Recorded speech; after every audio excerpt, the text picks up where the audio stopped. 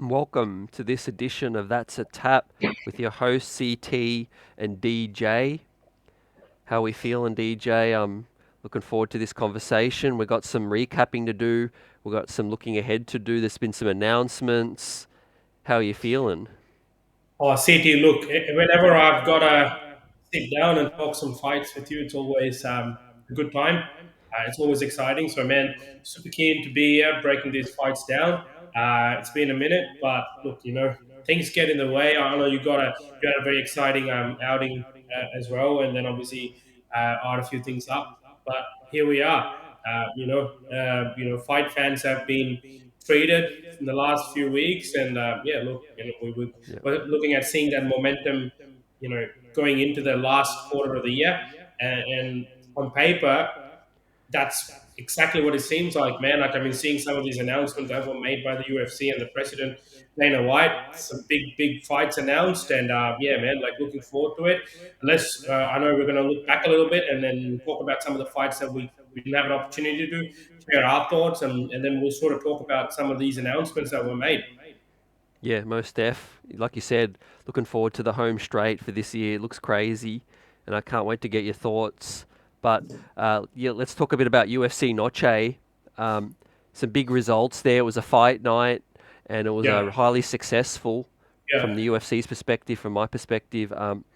How did you see, yeah, the main event with that situation? Valentina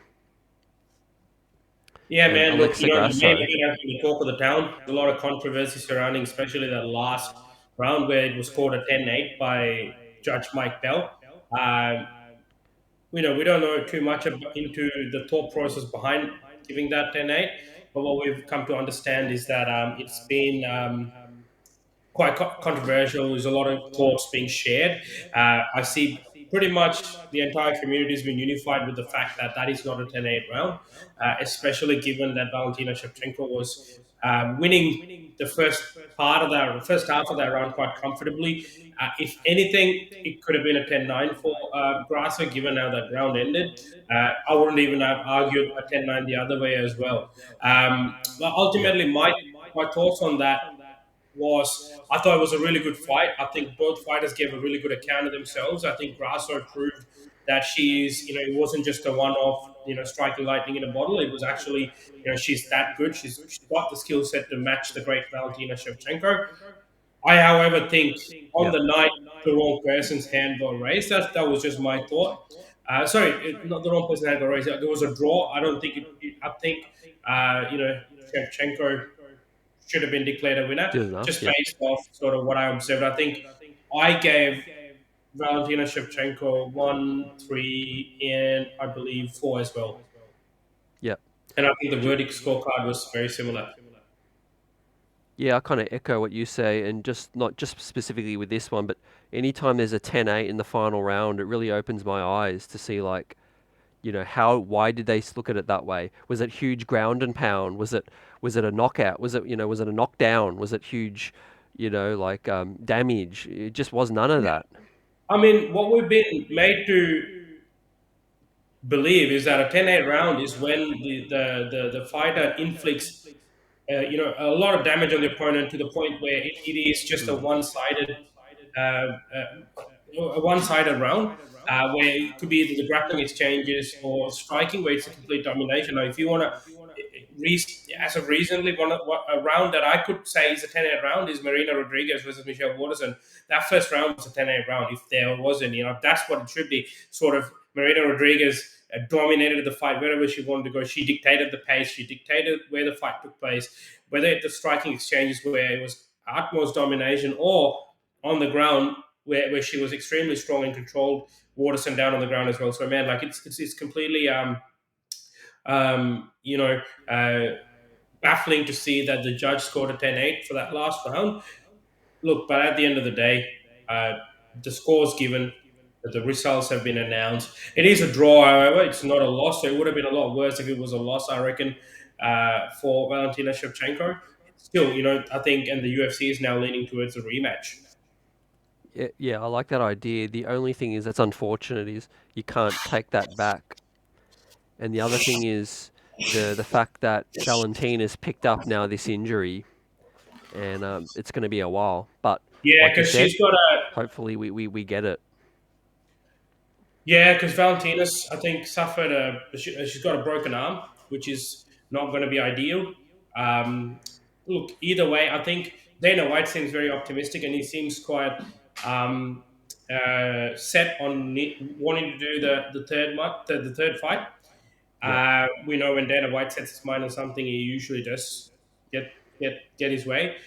Having said that, I mean, in this instance, okay, it was justified, especially, hey, even if you look at it as just a draw, okay, we got to find out like what's going to happen. But if Valentina were to win the third one, does that mean that we're going to see a fourth fight, very similar to what we saw with Figueiredo, Moreno? Having said that, we are starting to see a lot of movement in that division. A lot of people putting their hand up. Aaron Blankfield has been, you know, making some loud noises. We've got um, Tatiana Suarez as well, who could fight in that division. There's a lot of Manafioro. How can I forget her? She had a very dominant performance against Rose. Nami Yunus, who's went up at weight class. Uh, yeah, man, like there's a lot of options as well. Like, so it does run the risk of holding up the division, but it seems like they will do Furo versus Blankfield, and then they'll do the rematch between Shevchenko and Grasso. Yep. Uh, yeah, Yeah, and obviously, as we mentioned, the judging seminar, they're going to do these educations on for the judges on 10-8s. So yeah, that's proactiveness that we want to see, right? yeah, Not like boxing. We've talked about boxing's issues, how they just continue to deal with the same thing like Groundhog Day. yeah. Here, if there's something that can be improved, then I'm glad to see that they're educating, and hopefully we see some things change in the future on that. Yeah, absolutely, man. Like, I Um, think, yeah, you're right. Like, I think yeah, it's a long time coming. We've always had so many uh, judging atrocities. We've seen even in the UFC where we've seen the wrong fighter's hand get yeah, raised, and all these kind of scenarios. Having said that, like, you're right. That more so in boxing than in the UFC, but we do get those odd decisions as well. So I think that seminar is probably the first step in the right direction, and hopefully that continues to happen. I know that now there's ex UFC fighters who are also joining the judging panel and being licensed to judge fights. We had Chris Lehman in the last UFC fight night in the Apex judge a fight as well, so that's encouraging to see. So yeah, man, like let's hope the judging obviously improves a lot. And there's a lot more accountability from them, and then also look. Let's see what the UFC, which direction the UFC goes in terms of the rematch, etc. yep. And anything else that you want to take away from the Noche, the Absolutely. the co-main? Yeah, man, we're going to talk about our boy Jack Della.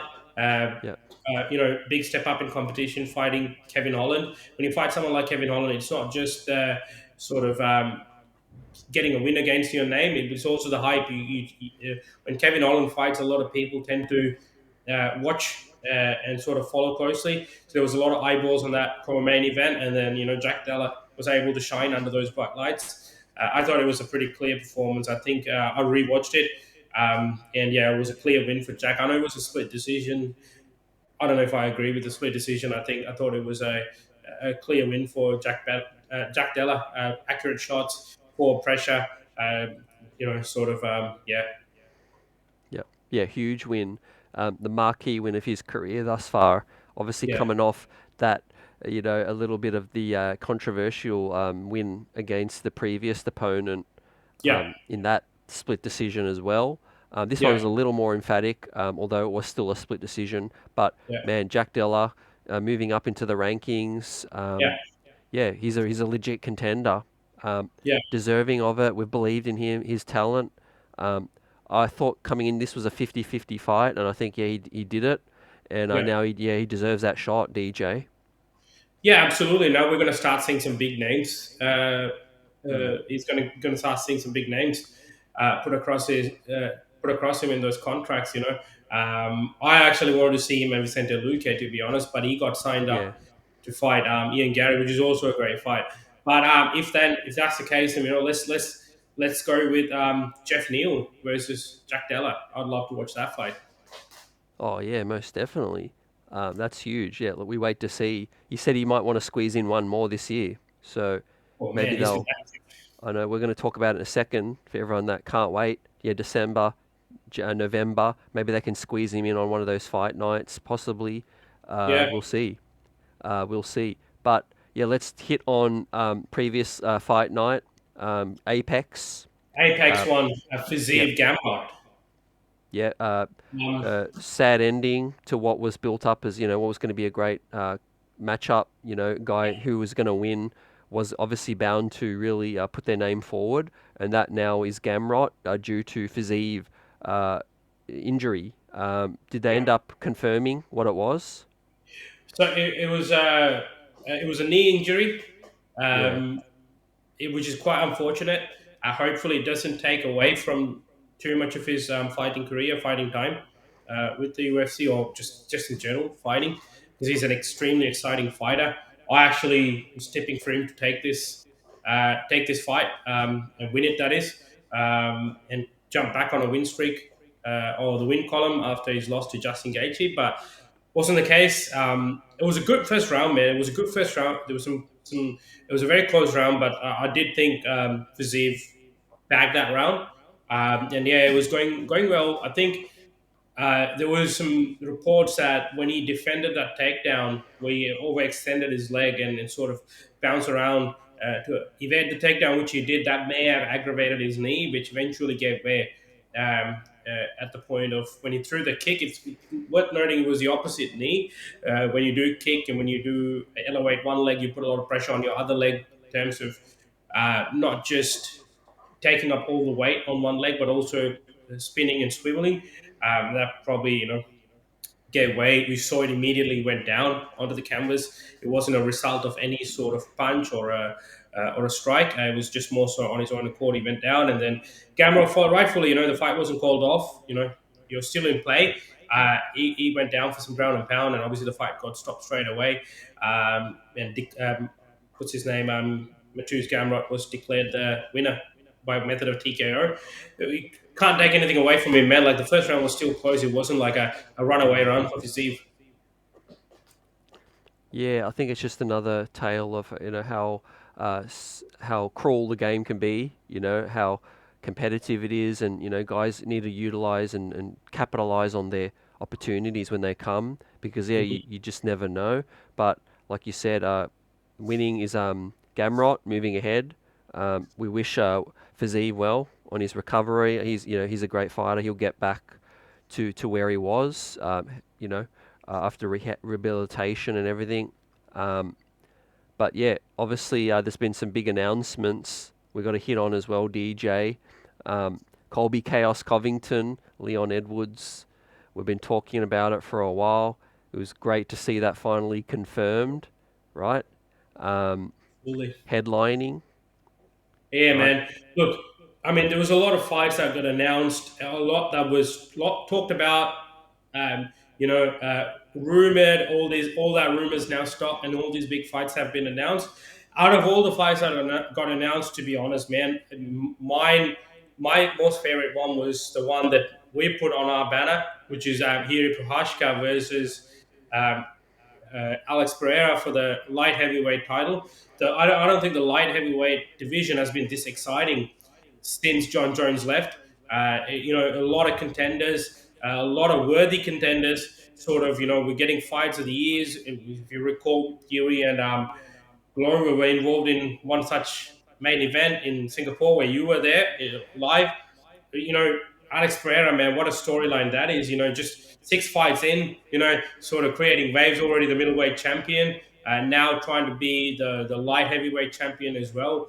Man, could you imagine what a fit that'll be if he's able to secure a win, not just over any contender, but someone like Yuri Prohashka, who's undefeated in the UFC, and but also the former light heavyweight champion who didn't lose the belt. He had to vacate it due to an injury. And if you look at some of Yuri's training footage, man, he is completely focused. He is coming to prove a point. But then again, you see Alex Pereira. I'm just so intrigued with that matchup. I'm so glad they made that fight happen sooner rather than later. This elevates that Madison Square Garden card to Ooh, newer heights. To be honest, right? We've oh, got John Jones, the greatest of all time, in that card, right? You could literally put anyone else in there, and it'll still be a great card because everyone tunes into what John Jones. But now you add a fight of this magnitude, it just the value of that card just shot up. Worth watching in 4K, I would say.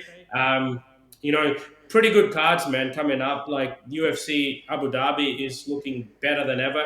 They always traditionally have some of the best cards in Abu Dhabi, and this year is the same. And then we got the Madison Square Garden card, and then they also announced the December. card.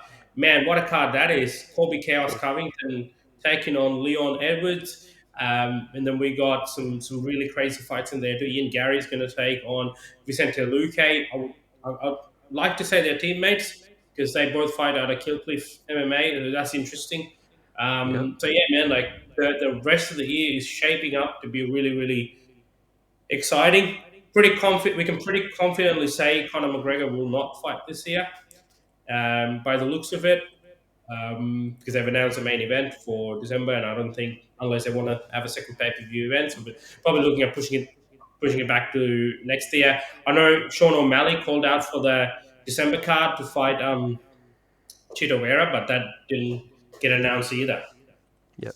Let's not forget about Pantoja, Royval, and they've also announced the Or made obviously Paddy Pimblett versus El Kukui. interesting matchup, man. So December, Interesting. like it's going to be interesting.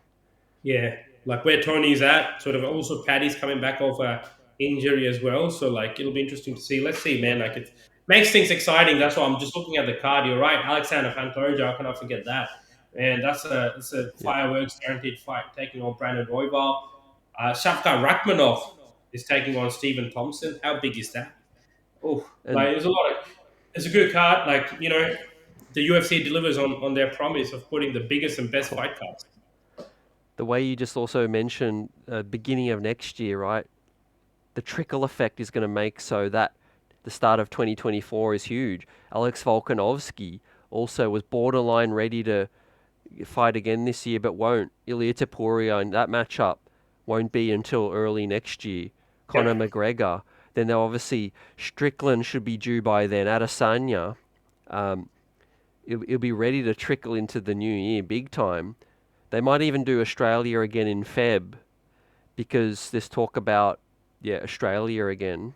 And Feb March has always been a hotspot for um, the APAC region, right? Yep. So yeah, look, even a New Zealand card is due, I would say.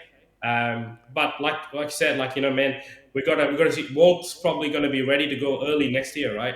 So which Yeah. means that Whitaker too. January, February, yeah, Whitaker is going to be primed because again, Whitaker doesn't seem to have a fight lined up, so we might have to sit and wait to see how some things play out. If they are, yeah, there's a lot going on in the middleweight division. That's the thing, right? Which is Costa. good in a good way. I It's a lot exciting Yeah, because you got DP probably for the title shot. I feel like Whitaker could get Costa or Hamza, the winner of that one. Whitaker could get Would be that. Could get that. Now Dana White seems to have also backtracked on the rematch for the title between Adesanya versus Strickland. okay. If that's the case, then I'm going to assume Dricus will get the title shot, right? If he does get that, it does unless Israel Adesanya wants to take some time off. By the looks of it, he might do that. If that's the case, then yeah, Whitaker probably fights the winner of Costa Hamzat. But we also know if Hamzat were to win, especially in a dominant fashion, UFC will cash in on that, man. Like, I mean, they will probably try and get him up to the title as soon as possible. Yeah, we've heard also a um, strong rumors, sort of speculation that January is going to be Toronto or Canada. Oh, Yeah, yeah, so fair enough. looks There you like go. they'll start the year in Canada for a pay per view, Canada. and I think Yeah. it's going to be Toronto from what we're Who's hearing. going to So, headline that? God. GSP. Yeah, definitely. I think they'll get back to Ireland probably next Yeah, year I as think well. Dana was saying Ireland's on the card too. But he didn't say. He Yeah, said it's not going to be for a pay per view. It'll probably be for a fight night. yeah. He But and Garry yeah, have the ability to get him to main event Island. yeah. Yeah. Well, before we wrap this one up, I want you, everyone, guys, in the comment section, to let us know what is the fight coming up that you are most looking forward to, and DJ, what is the one that you are most looking forward to? Man, as I Uh, said before, it's the Jiri Prohashka. Of all the new ones that got announced, it's the Jiri Prohashka versus like, I mean, Alex anything, Pereira. even older confirmed ones, like All the just confirmed ones. Okay, man. anything. Oh, come on, City. That's unfair. It's unfair because how many? There's so many, man. I'm looking forward to John Jones versus Stipe Miocic. How can you not? I'm looking forward to how the rematch will go against Islam Makhachev and Yeah, Charles Oliveira. Like, is Islam Makhachev really that good that he can repeat what he did last October against Oliveira, especially after what we saw Alexander Volkanovski do? You know, that's huge. Giri Prakash, Alex Pereira, Colby Covington, Leon Edwards. We haven't seen a welterweight title fight in a minute. You know, that one there, Alexander Pantoja is fighting. So many good fights, so many good fights. Like, I just, yeah, I'm looking forward to all of them. there is. Yeah, I mean, I can't go past the Madison Square Garden card just overall. I'm really Yeah, looking forward to Makachev Oliveira, but the fact that we've seen that once before kind of doesn't have me like really hanging for it. yeah. Like I'm really look forward to it, but I'm not quite hanging for it. But steep, eh? Yeah. Hey, what about Kosta Chimaev? Oh, that's close. There you go. That's the core Yeah. main. Hey, your boy Johnny Walker's fighting Magomed Ankalaev. Yep. Johnny Walker. Um, honestly, we can't leave this guy out too because Kananaya was, you know, he travelled all the way to Australia. He weighed in. He's Yeah, surely got to be somewhere in the mix for this year, It, right? it baffled me that they were giving him Dolice unless Kananaya said, yes, I'll fight because I want to fight him. Because he weighed in, he has a win over Sean Strickland. So I would like to think one more win gets him to that title, right? And then Whitaker's been asking for a fight.